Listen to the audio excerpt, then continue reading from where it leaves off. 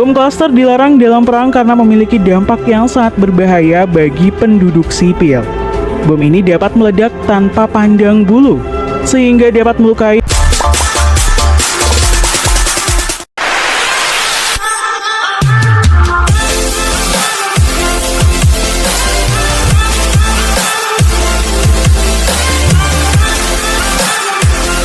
Konflik dan peperangan di dunia memang tidak bisa dihindarkan. Demi meraih kemenangan dari musuh, berbagai senjata pun digunakan. Tak terkecuali senjata yang dilarang secara internasional. Mulai dari bom fosfor putih, bom klaster, peluru depleted uranium, sampai bom termobarik. Penasaran seperti apa? Yuk simak!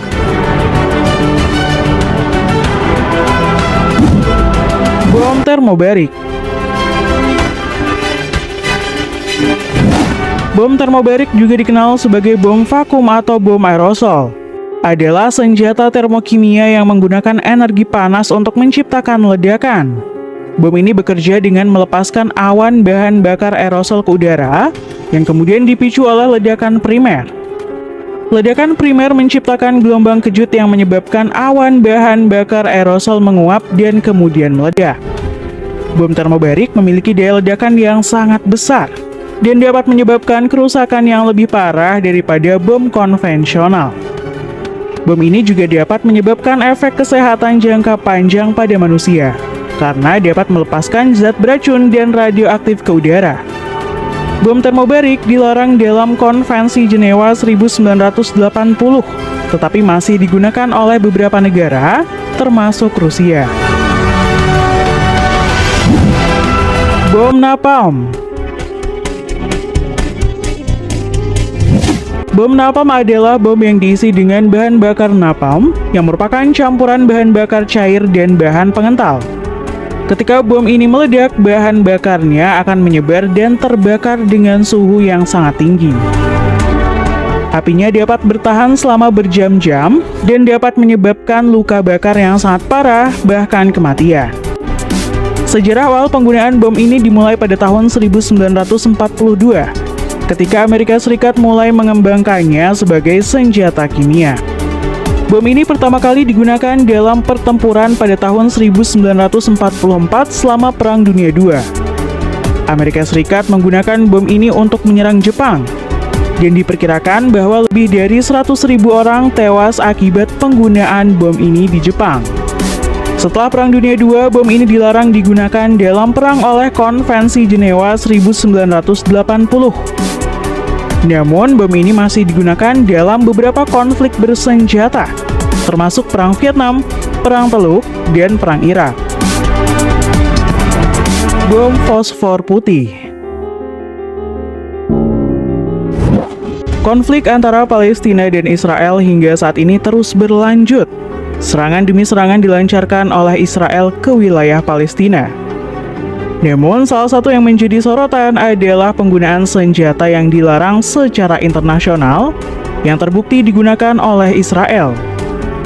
Salah satunya adalah penggunaan bom fosfor putih. Bom fosfor putih sendiri sebenarnya dilarang dalam perang karena memiliki dampak yang sangat merusak terhadap manusia dan lingkungan. Fosfor putih adalah bahan kimia yang mudah terbakar dan dapat menghasilkan suhu hingga 1200 derajat Celcius. Ketika bom fosfor putih meledak, ia akan menghasilkan asap putih yang dapat menyebabkan iritasi pada mata, hidung, dan tenggorokan. Selain itu, bom fosfor putih menyebabkan efek luka bakar yang parah pada manusia. Ketika terkena kulit, fosfor putih dapat membakar daging hingga tulang dan sulit dipadamkan. Bom ini pertama kali digunakan dalam Perang Dunia I oleh pasukan Jerman dan Prancis. Penggunaan bom fosfor putih semakin meningkat selama Perang Dunia II dan juga digunakan dalam beberapa konflik militer sejak saat itu. Pada tahun 1980, Konvensi Senjata Kimia melarang penggunaan senjata kimia, termasuk bom fosfor putih. Namun beberapa negara masih menggunakan bom ini, termasuk Israel, meskipun telah dilarang secara internasional. Peluru depleted uranium. Peluru ini adalah jenis peluru yang dikembangkan dari limbah uranium hasil pelucutan bom nuklir.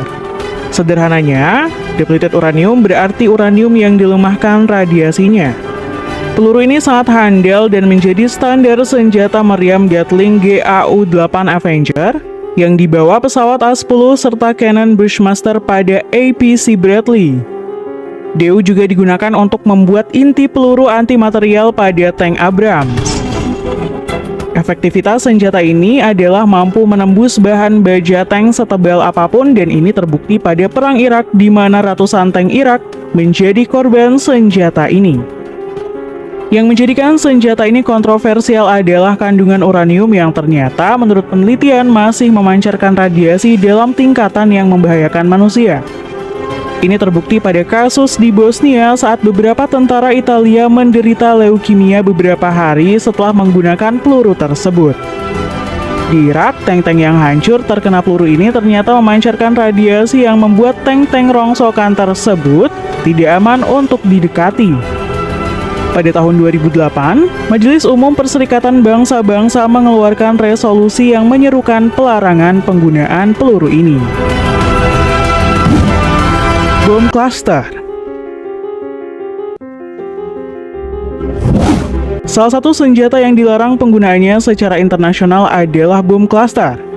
Bom ini adalah senjata yang terdiri dari sebuah wadah yang berisi sejumlah bom kecil yang dijatuhkan dari udara, diluncurkan dari rudal, atau ditembakkan dari artileri.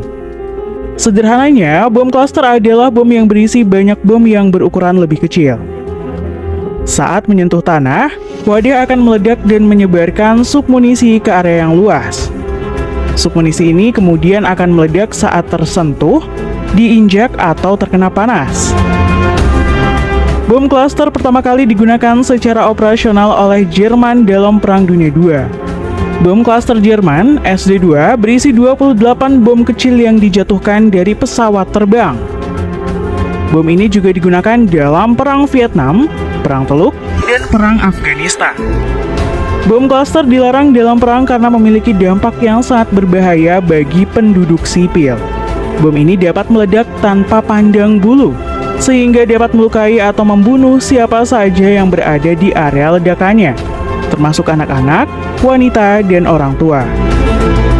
Selain itu, bom cluster juga memiliki efek jangka panjang yang berbahaya. Bom yang gagal meledak dapat menjadi ranjau darat yang dapat meledak kapan saja. Hal ini dapat membahayakan penduduk sipil yang tinggal di area tersebut, bahkan bertahun-tahun setelah perang berakhir. Pada tahun 2008, 30 negara menandatangani konvensi bom cluster. Konvensi ini melarang penggunaan produksi, penyimpanan, dan transfer bom cluster. Hingga tahun 2023, lebih dari 120 negara telah menandatangani konvensi ini, termasuk Indonesia. Namun, baru-baru ini ditemukan fakta bahwa Israel menggunakan jenis bom ini untuk membombardir Palestina. Ranjau darah. Ranjau darat adalah alat peledak yang ditanam di bawah tanah atau di permukaan tanah untuk melumpuhkan atau membunuh pasukan musuh. Ranjau darat dapat diaktifkan oleh berbagai macam sensor, termasuk tekanan, getaran, atau magnet. Ranjau darat sangat populer untuk digunakan di dalam pertempuran karena selain harganya terjangkau, bahkan untuk militer negara miskin sekalipun, senjata ini juga memiliki efek merusak yang cukup hebat. Namun, ranjau darat juga banyak menimbulkan korban dari warga sipil. Selain itu, ranjau darat dapat tetap aktif bertahun-tahun setelah perang berakhir, sehingga menjadi ancaman bagi warga sipil dan pekerja kemanusiaan. Pada tahun 1997, Konvensi Ottawa melarang penggunaan, produksi, penimbunan, dan transfer ranjau anti-personil. Konvensi ini telah diratifikasi oleh lebih dari 160 negara. Meskipun ranjau dapat dilarang oleh hukum internasional, beberapa negara masih menggunakan ranjau darat. Negara-negara tersebut antara lain Amerika Serikat, Tiongkok, Rusia, bahkan Israel.